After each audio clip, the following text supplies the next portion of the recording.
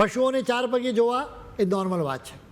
હવે માણસો 4 પગે એટલે કે 2 હાથે અને 2 પગે ચાલવા લાગીએ તો શું કરવું?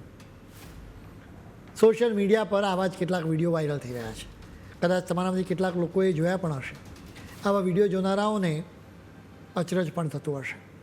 આ વિડીયોમાં લોકો પશુઓની નકલ કરતા જોવા મળે છે. તેઓ પશુઓની જેમ ચાલે, દોડે અને કૂદે છે.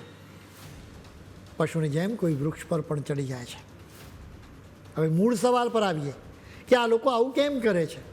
આ સવાલનો જવાબ એ છે કે લોકો જાનવર જેવા બનીને ફિટ થવા માંગે છે.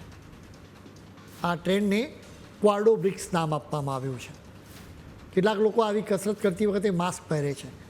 કેટલાક તો પૂંછડી પણ લગાવે છે, જેથી બરાબર રીતે જાનવર બની શકાય, વળી સારી રીતે રીલ્સ પણ બની શકે. આમ તો આ ટ્રેન્ડ ઘણો જૂનો છે, પરંતુ છેલ્લા કેટલાક દિવસથી એની ખૂબ ચર્ચાઓ થઈ રહી છે.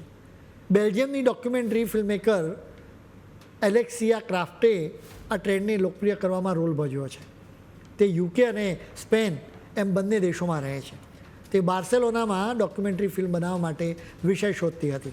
એવામાં તેણે સાંભળ્યું કે એક માણસ વૃક્ષો પર વાનરવેળા કરે છે. આ માણસનું નામ વિક્ટર મેન્યુઅલ છે.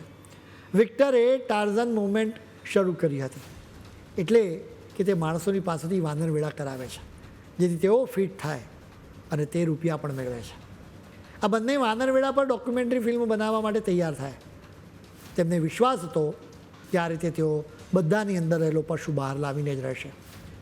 ડોક્યુમેન્ટરી ફિલ્મ બનાવતી વખતે એલેક્સિયાએ પોતે ટ્રેનિંગ મેળવી. તે દરરોજ 2 થી 3 કલાક જાનવરની જેમ ચાલવા, દોડવા અને કૂદવાની ટ્રેનિંગ લેતી હતી. તેણે કહ્યું કે ક્વાડ્રો બ્રિક્સથી તેને ખૂબ જ ફાયદો થયો છે.